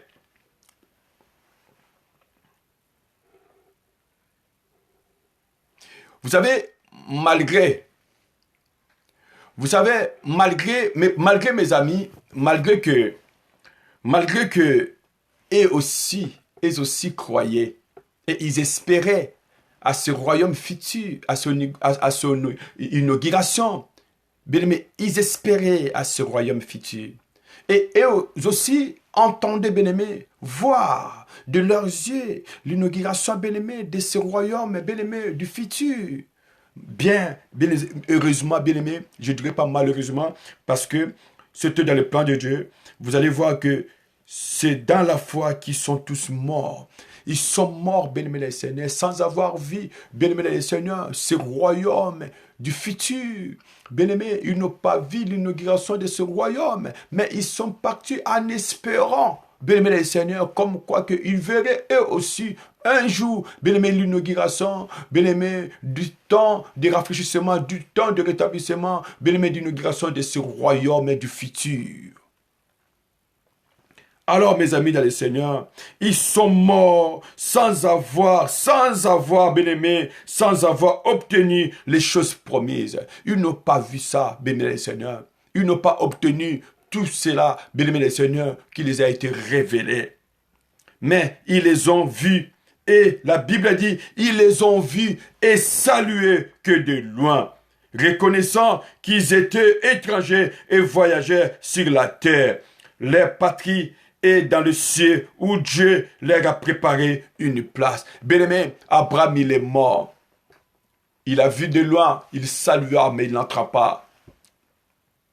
Les prophètes, beaucoup nombreux, sont morts. Ils sont partis et ils n'ont même pas, bien-aimé, trouvé cette occasion d'entrer. Ils sont morts dans la foi. Alors, je vais vous donner quelques passages pour que vous compreniez les choses dont je suis en train de vous dire. Vous savez, quand vous lisez Abel qui avait offert à Dieu des sacrifices agréables à l'Éternel, parce qu'ils viennent d'un cœur obéissant et expriment une foi vibrante. Bien-aimé, Abel aussi, bien-aimé le Seigneur, c'est par la révélation, il avait offert à Dieu une offrande par obéissance. Parce que son cœur, c'était un cœur, bien-aimé le Seigneur, qui espérait aussi, bien-aimé, à l'attente, bien-aimé, de la seconde venue. C'est par révélation que, bien-aimé le Seigneur, Abel offre à Dieu des sacrifices agréables à l'Éternel, parce qu'ils viennent d'un cœur obéissant et expriment une foi vibrante, bien-aimé le Seigneur. Il avait une foi, mes amis. Vous savez, si vous regardez Enoch, bien-aimé le Seigneur, vous savez, Enoch, le septième depuis Adam, qui prophétise en ces termes, voici le Seigneur est venu avec ses saintes myriades pour exercer un jugement contre tous. Même Enoch, bien-aimé, dans l'Ancien Testament, il va, bien-aimé, prophétiser. Il va prédire, bien-aimé, le Seigneur. Il va dire, voici le Seigneur. Voici le Seigneur. Le Seigneur est venu avec ses saintes myriades. Là, c'est Enoch. Il a vu le Seigneur venir avec ses saintes myriades. Mais on dit myriades, pour exercer un jugement contre tous. Pour exercer un jugement contre tous. C'est pour ça Pierre disait, repentez-vous et convertissez-vous, afin que vos péchés vous soient effacés. Parce que le temps du jugement arrive. Dans la seconde venue du Christ, ce sera une seconde venue, non pas que des puissances de règne et de gloire, mais ce sera aussi une seconde venue du jugement pour tous, mes amis. Et non que bien-aimé l'a vu. Et non qu'elle a prédit et l'a prophétisé. Par la révélation toujours de la seconde venue du Christ, Abel va offrir à Dieu une offrande de sacrifice agréable, bien-aimé, par l'obéissance. Avec un cœur disposé, voué à l'Éternel entièrement. Parce que quand on espère qu'il y a une seconde venue, le temps de rafraîchissement, du rétablissement, bien-aimé, une seconde venue, bien-aimé, quand on sait qu'il y aura une seconde venue, bien-aimé, du jugement pour tous, oh mes amis, d'inauguration des royaumes du futur, bien-aimé, on se répand, on se convertit, afin que le Seigneur efface nos péchés. Enoch l'a prédit. Il a vu le Seigneur venir avec des myriades de bien-aimés. Ce n'est pas des millions, des milliards, des myriades, mes amis. Des chérubins, des anges, bien-aimés, le Seigneur. Afin de juger tout le monde, pour juger tous, mes amis. Ce sera une seconde venue, pas que de règne, pas que de gloire, pas que de puissance, mais aussi du jugement pour tous. C'est pour ça, Pierre dit, répentez-vous et convertissez-vous, afin que vos péchés vous soient effacés. Vous savez, Noé a construit l'arche. J'ai marqué Noé a construit l'arche. L'arche qui est symbole du Christ. L'arche de Noé, symbole de Jésus-Christ. L'arche qui sert, bien le Seigneur, à protéger les élus de Jésus-Christ, les enfants du royaume, les fils et les filles du royaume. L'arche qui sert à nous protéger. Jésus-Christ est l'arche. C'est l'arche qui peut te protéger. C'est l'arche qui peut me protéger. Au sein de ce monde perdu, bien aimé, le monde est perdu. Le monde est perdu, le monde est corrompu. Le monde est bien-aimé, ça sent mauvais partout. Nulle personne n'est à l'abri. Mais si tu veux te mettre à l'abri, il y a une l'arche.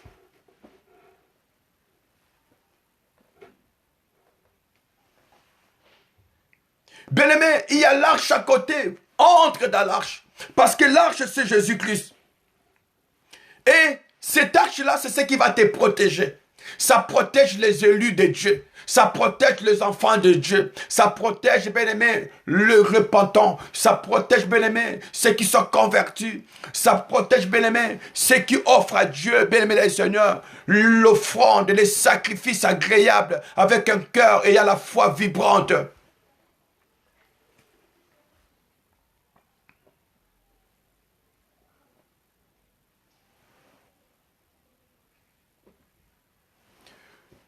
Toi qui espères, mes amis, dans le Seigneur, à une grande délivrance.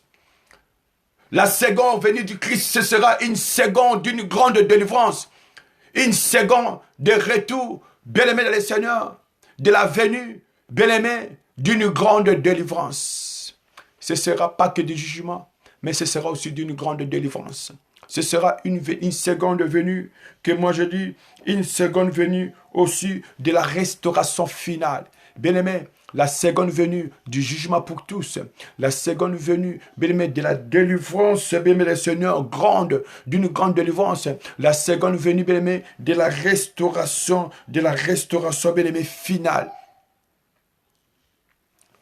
Bien-aimé, la seconde venue du Christ, c'est une seconde venue, bien-aimé, de règne, de puissance et de gloire. Une seconde venue, comme je vous disais, bien-aimé, le Seigneur, de jugement pour tous. Une seconde venue, mes amis, d'une grande délivrance. Une seconde venue, mes amis, d'une restauration finale. Donc, le Seigneur va restaurer toutes les choses, bien-aimées, finales. Alors, mes amis, comme je suis en train de vous dire, Christ est l'arche de Noé. Mettez-vous à l'abri, bien-aimés, et attendez votre délivrance grande, votre grande délivrance dans l'arche. Entendez, bien-aimés, la restauration finale dans l'arche. Entendez dans l'arche, parce que dans l'arche, vous serez protégés contre, bien-aimés des Seigneurs, ce monde perdu, ce monde des marques de la bête 666. Entre dans l'arche de Noé qui est l'image du Christ et vous serez à l'abri. Le seul lieu sûr de refuge, bien-aimé, en entendant le temps de rétablissement et de rafraîchissement. Alors, mes amis, si je vais vous parler d'Abraham,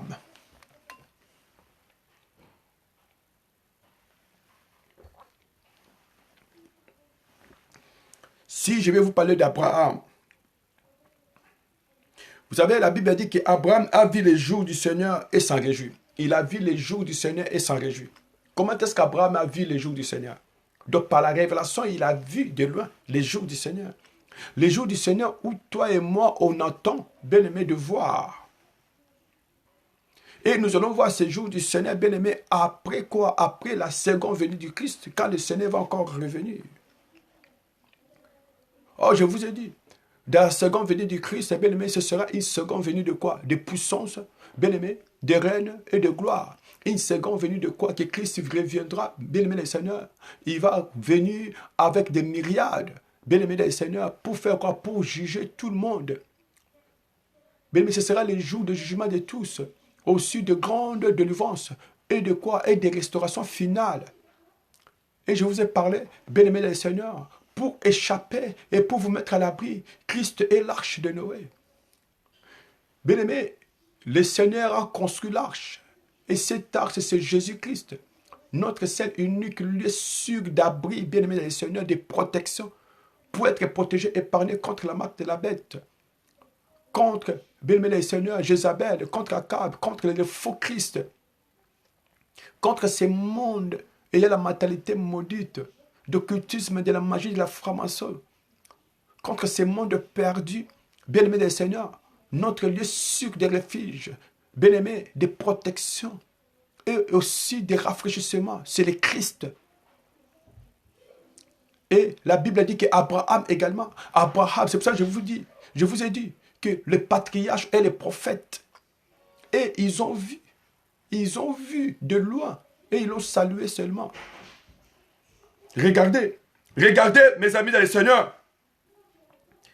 Abraham, qui voit les jours du Christ et s'en réjouit, et qui attend la cité qui a des solides fondements, celle dont Dieu est l'architecte et le fondateur. Ça, c'est Abraham qui nous parle.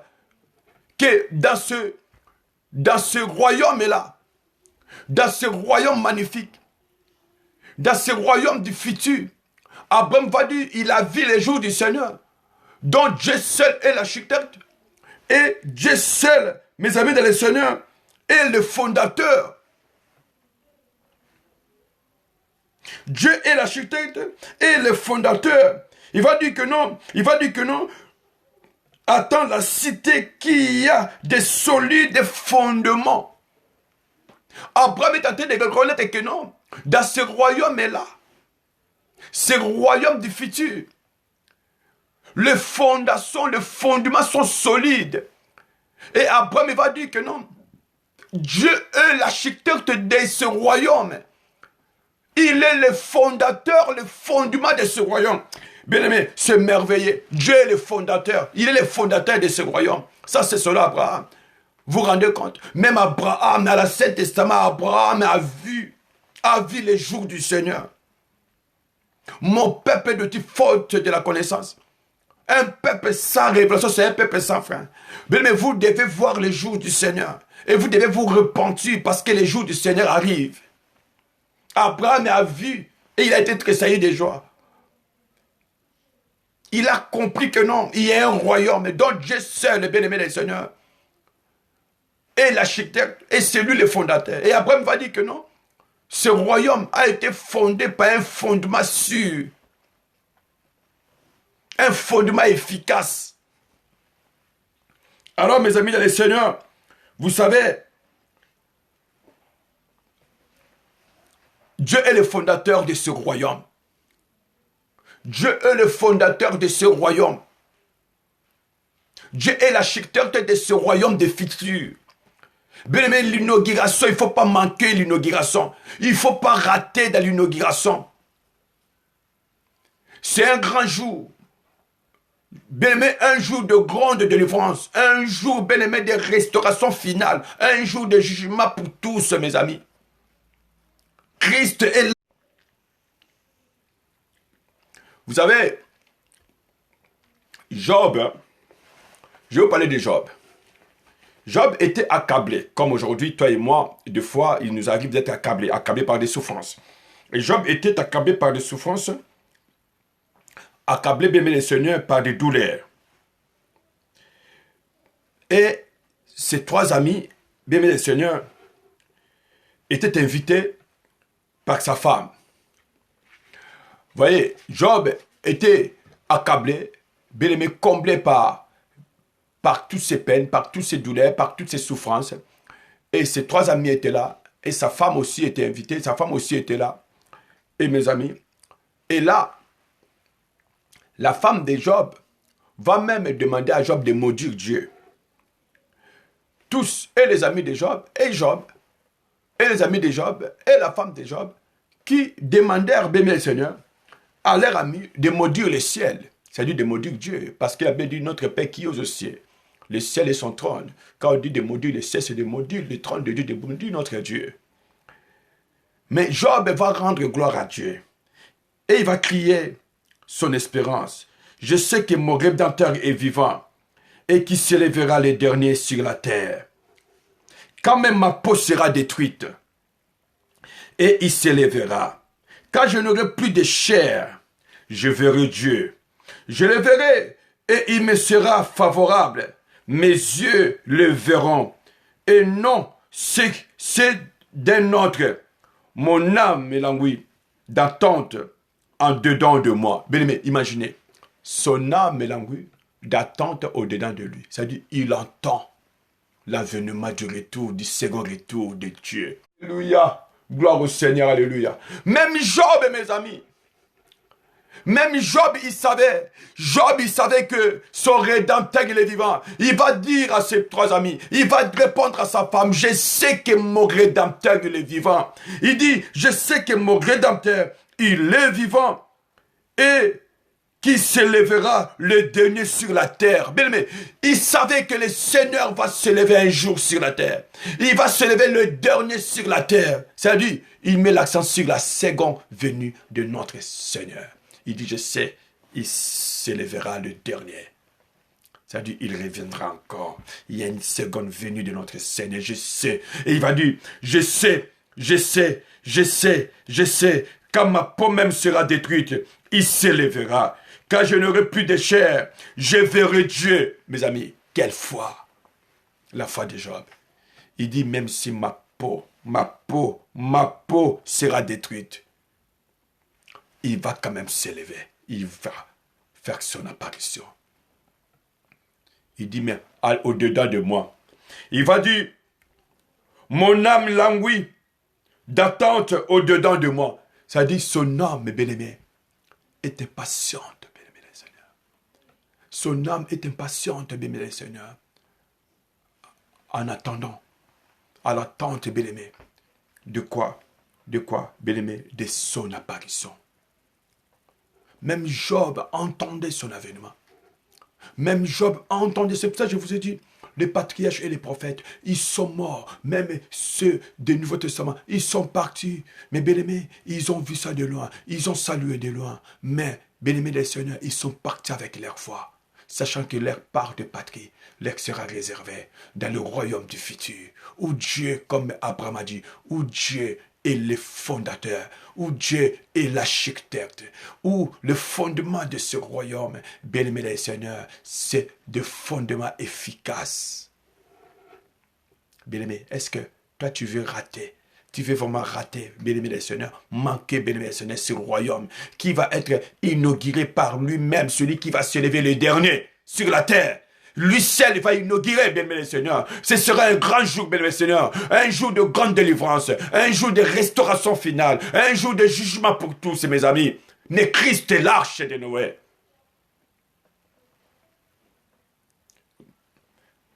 Il dit, je verrai Dieu. Job avait la foi. Il dit, je verrai Dieu. Je verrai Dieu. Même si ma peau sera détruite, mais je verrai Dieu. Même si il va arriver à un moment donné, je n'aurai plus la chair. Je n'aurai plus la chair. Mais je sais, je verrai Dieu. Il s'élèvera. Bien-aimé, il y aura la seconde venue. Bien-aimé, le retour, bien-aimé de notre Seigneur. Il y aura, il reviendra encore. Vous savez, je vais vous parler un peu de Moïse. Vous savez, Moïse qui préfère aux honneurs de ce monde l'opprobre du Christ. La richesse est bien aimée plus grande que les trésors de l'Égypte. Car Moïse avait les yeux fixés sur la rémunération. C'est pourquoi il ouvre son discours de bénédiction sur les enfants d'Israël par ses paroles prophétiques. L'Éternel est venu de Sinaï, ça c'est Moïse. Il s'est levé sur eux de Séhur, et il a resplendu de la montagne des parents, et il est sorti du milieu des saintes myriades. Bien-aimé, Moïse a refusé les richesses, bien-aimé, les richesses des pharaons. Il a refusé les richesses des pharaons, bien-aimé, Seigneur. Vous savez pourquoi Moïse a refusé, les trésors des pharaons, bien-aimé, Seigneur. Mais il a fait son choix, les richesses qui étaient éternelles. Même Moïse, bien-aimé, Seigneur, il a refusé qu'on puisse l'appeler le fils du grand pharaon. Parce qu'il avait reçu la révélation. Si vous recevez la révélation que le Seigneur reviendra, et qu'il y ait un royaume, bien-aimé Seigneur, un royaume, bien-aimé Seigneur, nouveau. Bien-aimé, vous allez vous convertir, vous allez vous repentir, vous donner votre vie à Dieu. Alors, bien-aimé Seigneur, même Anne qui disait, dans son cantique de reconnaissance, annonce le l'événement des rois au temps du jugement. Les ennemis de l'Éternel trembleront du haut des cieux et lancera sur eux son tonnerre. L'Éternel figera les extrémités de la terre, il donnera la puissance à son roi et il relèvera la force de son oint. Mes amis, est-ce que vous ne voyez pas que même Anne a parlé encore des second retour de notre Seigneur? Anne, la vie. Osée, la vie. Psaume a parlé de ça. Ésaïe l'a dit encore. Alors mes amis, je suis à la fin. Habakkuk aussi la vie. Daniel la vie. Vous voyez? Alors mes amis, je vais vous dire quelque chose.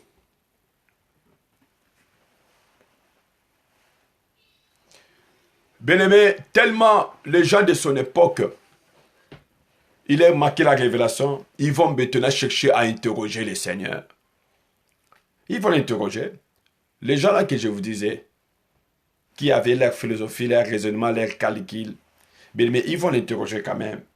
Ils vont, bien-aimé, entraîner notre Seigneur dans cette, moi j'ai appelé cela, bien-aimé, le Seigneur va assister à une grandiose et bien-aimé scène de jugement.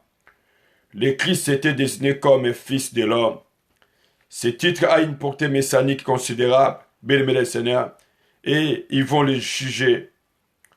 Ils vont le juger, le Christ devant, bien-aimé le Seigneur, Caïphe. Et vous savez, Caïphe va lui poser la question, es-tu le Christ, le Fils de Dieu béni? C'est Caïphe qui va poser la question.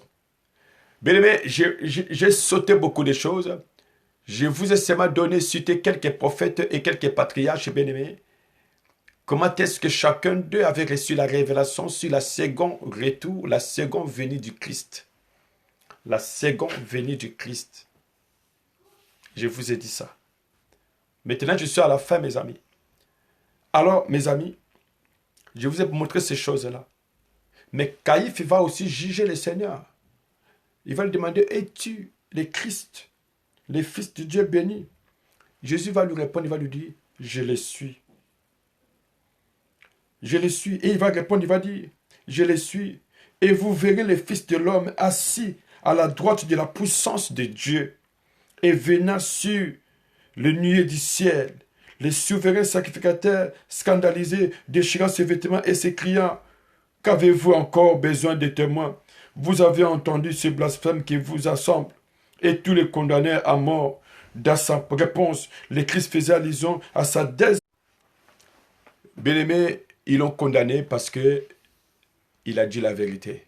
Donc, je suis à la fin, mes amis.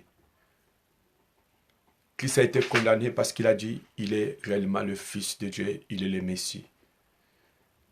Et parce qu'il avait rajouté tout simplement que je le suis et vous verrez le Fils de l'homme assis à la droite de la puissance de Dieu. Ils n'ont pas aimé ça.